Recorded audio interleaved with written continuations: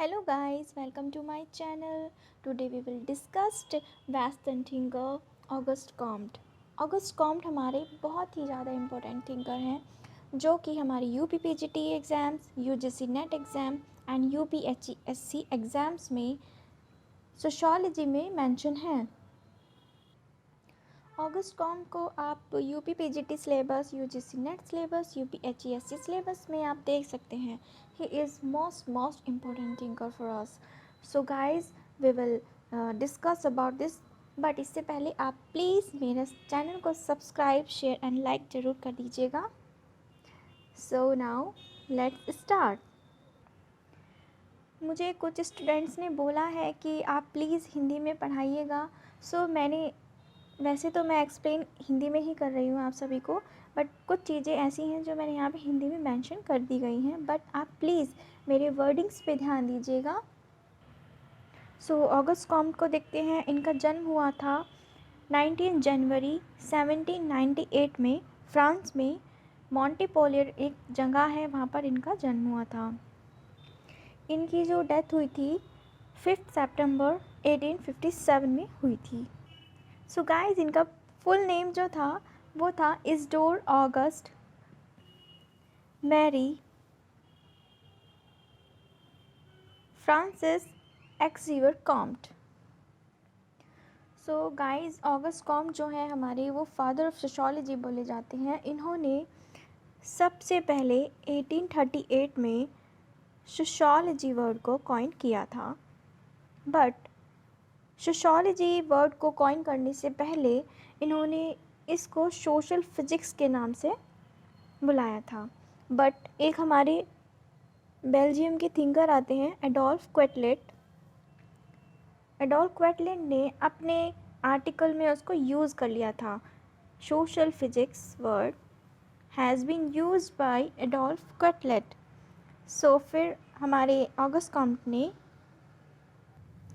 Sociology word को coin किया। Adolphe Quetelet ने लिखा है एवरेज मैन। सो यहाँ पे देखेंगे हम कि जो हमारे कॉम्ट हैं वो सेंट साइमन से प्रभावित थे। सेंट साइमन इनके गुरु भी माने जाते हैं। सेंट साइमन और ऑगस्ट कॉम्ट ने 1822 में मिलकर एक वर्क लिखा है जो है plan of the scientific operation necessary for the requirement of the society. So ये ध्यान रखेंगे हम अच्छे से। ऑगस्ट कॉम्ट जो थे वो पॉजिटिविस्टिक अप्रोच से बिलोंग करते हैं। पॉजिटिविस्टिक अप्रोच क्या है अभी हम आगे डिस्कस करेंगे। सो जिनको हिंदी की रिक्वायरमेंट है वो यहाँ से आप लोग देख सकते हैं। जो मैंने ऊपर मेंशन किया है वो ही मैंने यहाँ पर आपको मेंशन कर दिया है for Hindi students. So let's see about the theories of August Comte. August Comte ने हमारे 4 थियरीज दी हैं। These all are most important guys. So first theory is positivism. Second is law of human progress or law of 3 stages. Third is hierarchy of sciences. Fourth static and dynamic sociology. मैंने इन सब theories के नाम हिंदी में भी यहाँ पर mention कर दिए हैं, आप लोग देख लीजिएगा। पॉजिटिविज्म एक मेथड है। पॉजिटिविज्म से पहले हम देखेंगे कि ये क्वेश्चन आता भी है एंड नेट में भी आ रखा है और आपका UPPGT से में भी आ रखा है। सॉरी UPPGT में आया हुआ है दैट इनका जो मेथड था वो हिस्टोरिकल मेथड इनका था। पॉजिटिविज्म होता क्या है? पॉजिटिविज्म पॉजिटिव यानी कि जो चीज़ें आपके लिए सिस्टमैटिक हैं, जो आप ऑब्ज़र्व कर सकते हो, that is real for you, pure for you, जहाँ पे हम लॉज बना सकते हैं, जिन चीज़ों को हम ऑब्ज़र्व कर सकते हैं। ऑगस्ट कॉम्ट कहते हैं कि जो साइंस हमारा सिस्टमैटिक होता है, साइंटिफिक होता है, उस साइंस को हम पॉजिटिव साइंस कह सकते हैं। सो ये वाला देख लीजिएगा। निरीक्षण, परीक्षण, प्रयोग और वर्गीकरण के आधार पर घटनाओं की व्याख्या करना और उन्हें समझना ही कॉम्ट का प्रत्यक्षवाद है। एंड ये एक साइंटिफिक प्रणाली या फिर साइंटिफिक मेथड है। जिस साइंस का हम निरीक्षण कर सकते हैं, परीक्षण कर सकते हैं, प्रयोग में ला सकते हैं एंड क्लासिफिकेशन या वर्गीकरण कर सकते हैं, तो वो साइंस हमारा पॉजिटिव साइंस कहलाता है। एंड पॉजिटिविज्म एक मेथड है जो कि समाज में होने वाली ऐसी घटनाओं का अध्ययन करता है जिन घटनाओं को हम निरीक्षण कर सकते हैं, परीक्षण कर सकते हैं, प्रयोग में ला सकते हैं। ओके, सो ये ऑगस्ट कॉम्ट के अकॉर्डिंग हमारा पॉजिटिविज्म या प्रत्यक्षवाद कहलाता है। पॉजिटिविज्म जो थ्योरी दी है वो ऑगस्ट कॉम्ट ने अपनी 2 बुक्स में दी है। First is positive philosophy, second is positive polity. ये क्वेश्चन भी पूछा जा सकता है कि पॉजिटिविज्म थ्योरी ऑगस्ट कॉम्ट ने अपनी किन बुक्स में दी है, तो आप प्लीज़ इनको रिमेंबर कर लीजिएगा। साइंस हम 2 टाइप के देखते हैं। एक होता है हमारा नेचुरल साइंसेस, एक होता है हमारा social sciences. So natural sciences में आपके आ जाएंगे फिजिक्स हो गया, केमिस्ट्री हो गया एंड आपका मैथमेटिक्स हो गया। ये सब नेचुरल साइंसेस होते हैं जो कि साइंटिफिक माने जाते हैं। These all are scientific sciences. Natural sciences जो होते हैं वो सिस्टमैटिक होते हैं, जिनको हम एग्जैक्ट जनरलाइज कर सकते हैं। These all are science. Natural sciences को वैज्ञानिक माना गया है। सो ऑगस्ट कॉम्ट कहते हैं कि सोशल साइंसेस, जिसमें कि हमारा सोशोलॉजी आता है, वो भी एक विज्ञान बनना उसका संभव है। कैसे? कॉम्ट कहते हैं कि हम सोशल साइंसेस को भी साइंस मान सकते हैं। कैसे मान सकते हैं? वो कहते हैं कि साइंस मानने का जो मेथड है वो हमारा पॉजिटिविज्म होता है, पॉजिटिविस्टिक अप्रोच होता है, जिसके थ्रू हम सोशल साइंसेस में भी सिस्टमैटिकली स्टडीज़ को कर सकते हैं। सो हम ये देखिए, आप सामाजिक घटनाओं के अध्ययन में भी वैज्ञानिक विधि का प्रयोग होता है, वह प्रत्यक्षवाद कहलाता है। जब हम समाज की घटनाओं का अध्ययन वैज्ञानिक विधि से करते हैं तो उसी को प्रत्यक्षवाद कहा जाता है। कॉम्ट ने बोला कि प्रत्यक्षवाद के द्वारा या पॉजिटिविज्म के द्वारा हम सोशल साइंसेस को भी सिस्टमैटिक साइंस बोल सकते हैं। वो कैसे? सो यहाँ पे हम कुछ कैरेक्टरिस्टिक्स समझेंगे। सोशल साइंसेस पॉजिटिविस्ट अप्रोच में कैसे आ सकते हैं? सो सोशल साइंसेस जो होते हैं वो कुछ रूल्स एंड रेगुलेशंस के थ्रू होते हैं, उनके कुछ निश्चित नियम होते हैं, क्योंकि हम देखते हैं कि प्राकृतिक घटनाएं जो होती हैं, इवन जो नेचुरल फिनोमिनाज होते हैं, उनमें हम सामाजिक घटनाएं भी देखते हैं। सामाजिक घटनाएं भी कुछ रूल्स एंड रेगुलेशंस के बेस्ड होती हैं। जैसे कि बोला गया है कि प्रत्यक्षवाद में अध्ययन की कुछ वैज्ञानिक प्रणालियाँ होती हैं, जैसे हमारी नेचुरल साइंसेज में कुछ प्रणालियाँ होती हैं, उसी टाइप से हमारी सोशल साइंसेज में भी होती हैं। तार्किकता पर बल दिया जाता है। प्रत्यक्षवाद एक मानवतावादी धर्म बोला है कॉम्ट ने, और प्रत्यक्षवाद को ज्ञान से संबंधित बोला है कि जो एक ऐसा ज्ञान है जिसको इंसान ऑब्जर्व करके उसको रियलिटी में देखना चाहता है, जो कि उसके सामने प्रत्यक्ष है। सो यहाँ पर हम कुछ देखते हैं मेन डिविजन्स ऑफ पॉजिटिविज्म। यहाँ पे 3 टाइप्स ऑफ डिविजन्स बताए गए हैं। Philosophy of the sciences, scientific religion and ethics, positivistic polity. So एक एक डिफाइन करते जाएंगे। फर्स्ट है हमारा फिलॉसफी ऑफ द साइंस, विज्ञानों का दर्शन। ये प्रत्यक्षवादी विभाग ये मान के चलता है कि मानव मात्र को लोक कल्याण एवं समाज सुधार हेतु मानवीय प्रयत्नों एवं परिश्रम के प्रति जागरूकता का संदेश देता है। ये विभाग मानकर चलता है कि मनुष्य अपना भाग्य स्वयं निर्माण करता है, बिकॉज ये फिलॉसफी बेस्ड हैं। सो ये सोचते हैं कि मनुष्य अपना खुद ही भाग्य का खुद ही निर्माता होता है। सो इसमें आ जाएंगे आपके गणित, खगोल शास्त्र, भौतिक शास्त्र, रसायन शास्त्र, प्राणी शास्त्र, समाज शास्त्र एवं नीति शास्त्र। सेकंड है हमारा साइंटिफिक रिलीजन एंड एथिक्स। इसमें कॉम्ट ने बताया है कि प्रत्यक्षवादी धर्म मानवता का धर्म है।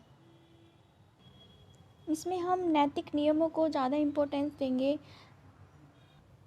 इसमें दूसरों की सेवा करने के लिए इवन जो हमारे नैतिक नियम हैं उनको बेस रख के दूसरों की सेवा करने के लिए शारीरिक, बौद्धिक और नैतिक शक्तियों का विकास करने पर ज़्यादा बल दिया गया है। थर्ड आता है हमारा पॉजिटिविस्टिक पॉलिटिक्स। इसमें कॉप ने बताया है कि यूरोप के सभी राज्यों को मिलाकर एक मित्र राष्ट्र या फिर कॉमनवेल्थ की स्थापना की जाए। कॉम्ट के पॉजिटिविस्टिक अप्रोच या फिर पॉजिटिविस्टिक थियरी की क्रिटिसिज्म भी की गई है। वो क्योंकि एक साइड तो वो कहते हैं कि प्रत्यक्षवाद जो होता है वो बिल्कुल एग्जैक्ट साइंटिफिक होना चाहिए, ऑब्जर्व जहाँ पे हम कर सकते हैं चीज़ों को, एनालिटिकल होना चाहिए। बट उन्होंने पॉजिटिविज्म में रिलीजन को जोड़ दिया। रिलीजन कैसे कि मानवता का धर्म, जब रिलीजन यहाँ पे आ रहा है सो रिलीजन को हम देखते हैं कि रिलीजन हमारा अनसाइंटिफिक होता है, साइंटिफिक नहीं होता। और एक साइड उन्होंने प्रत्यक्षवाद की बात कही है। सो यहाँ पर उनके इस थियरी का पतन हो जाता है। सो हम कह सकते हैं कि जो कॉम्ट का प्रत्यक्षवाद है वो धर्म तथा विज्ञान दोनों ही हैं। सो पॉजिटिविज्म थियरी जो है वो यहीं पे ख़त्म होती है। हम नेक्स्ट थियरी देखते हैं।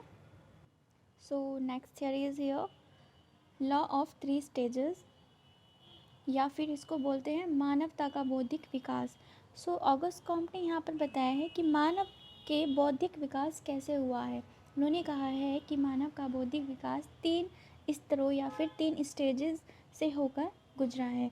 तो 3 स्टेजेस हम देखते हैं। फर्स्ट है हमारी थियोलॉजिकल स्टेज, सेकंड है हमारी मेटाफिजिकल स्टेज, थर्ड है हमारी पॉजिटिविस्टिक स्टेज। सो हम 1 बाय 1 इसको देखते हैं।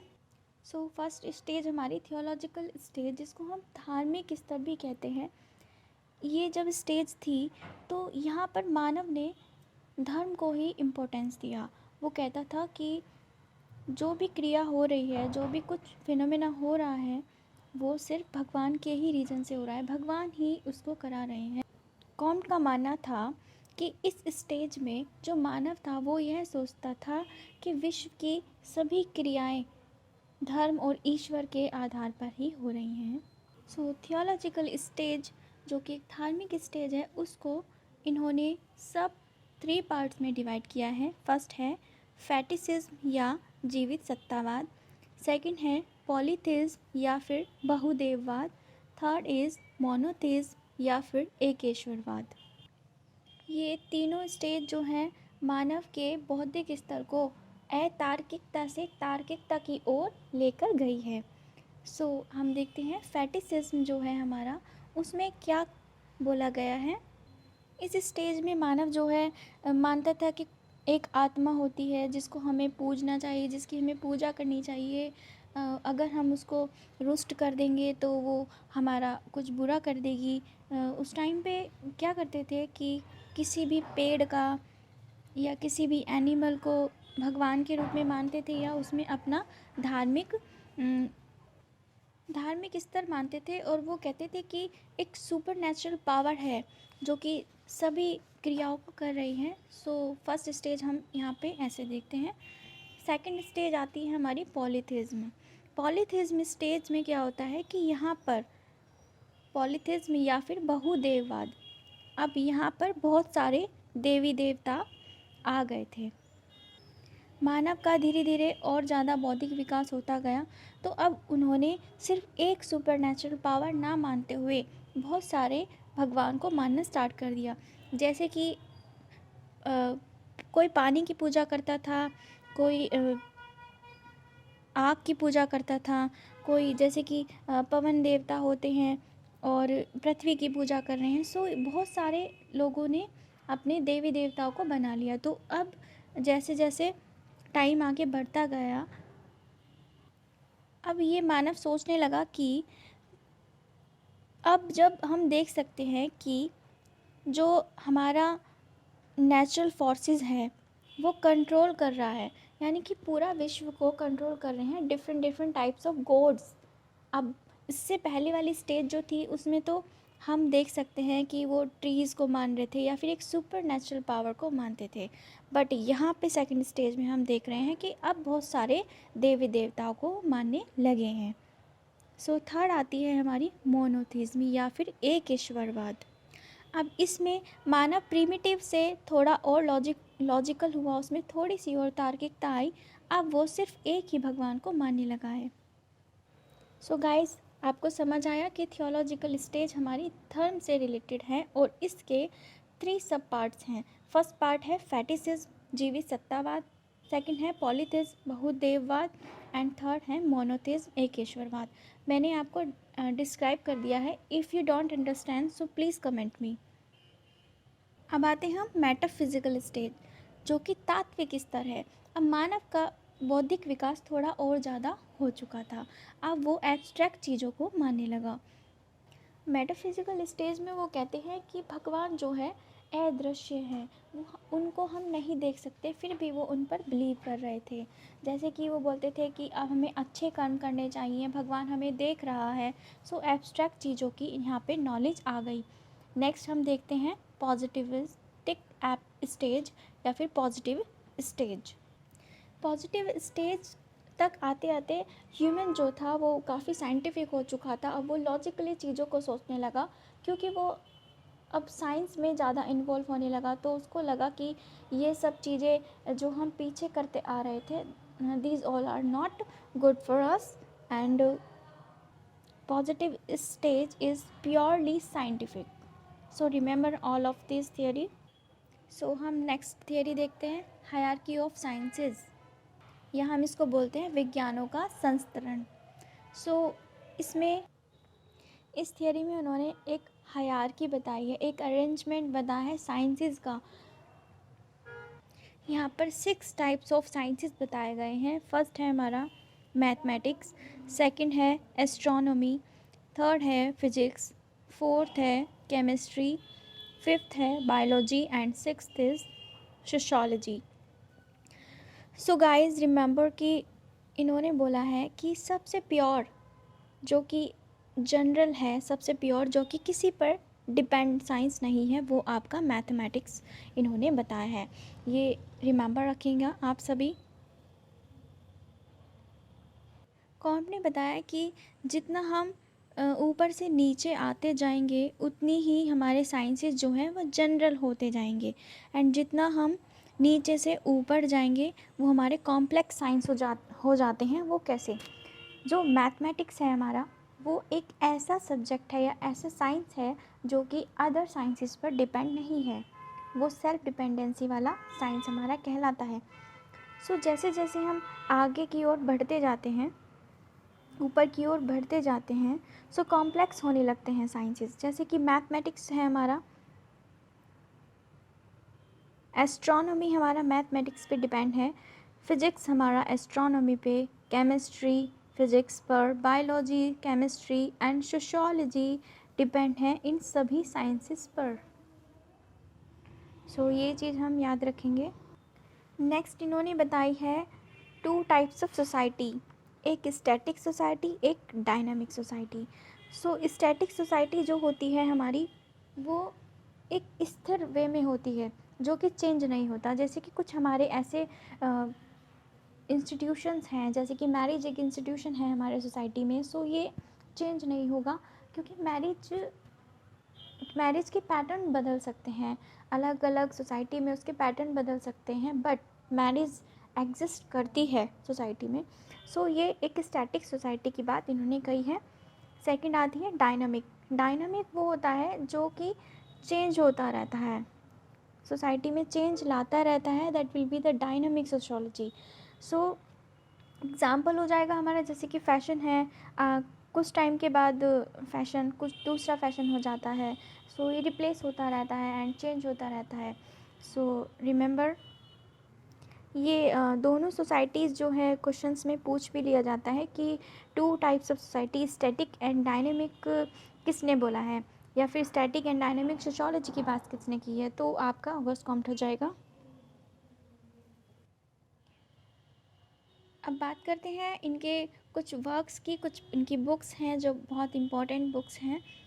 इनकी लिमिटेड बुक्स हैं बट इसमें से क्वेश्चन पूछ लिए जाते हैं. So let's discuss about this.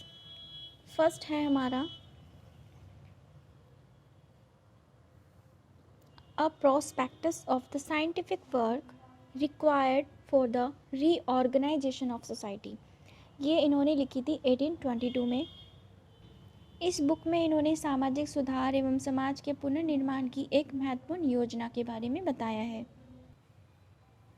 जो यूजीसी एनटीए वाला एग्ज़ाम हो रहा है नेट का, उसमें बुक्स बहुत ज़्यादा पूछी जाती हैं. So please don't take it lightly and please revise all the books. Second आती है हमारी the course of positive philosophy. इन्होंने ये बुक लिखी है 1830 to 42. इस बुक्स को इन्होंने 6 पार्ट्स में डिवाइड किया है और इस बुक में ही इन्होंने पॉजिटिविज्म थियरी दिया है और लॉ ऑफ 3 स्टेजेस की बात कही है. थर्ड आपका आता है सिस्टम ऑफ पॉजिटिव पॉलिटी. इन्होंने लिखी थी 1851 to 54. 4 पार्ट्स में इसको डिवाइड किया गया है. इस बुक में मानवता के धर्म को ग्रहण करने का सुझाव इन्होंने दिया है. फोर्थ बुक है कैचेस ऑफ पॉजिटिविज्म. 1852 में दिया है. इसमें इन्होंने कहा है कि प्रेस सार्वजनिक सभाओं की स्वतंत्रता को हमें एग्री करना चाहिए. सो यहीं तक हमारा ऑगस्ट कॉम का थियरीज़ है जो हमने आज सब कुछ पढ़ लिया है. इनकी सभी थियरीज़ को डिस्कस कर लिया है, बुक्स को हमने देख लिया है. अगर आपको कुछ भी मिसअंडरस्टैंडिंग हो रही है या आपकी कोई क्वेरी है so please comment me. I will solve your queries. So thank you so much guys. If you like my video, if you like my teaching, so please share, subscribe and like for more videos because आप like करेंगे, subscribe करेंगे, so I will motivated and I will work hard for you. So please subscribe my channel. Thank you so much.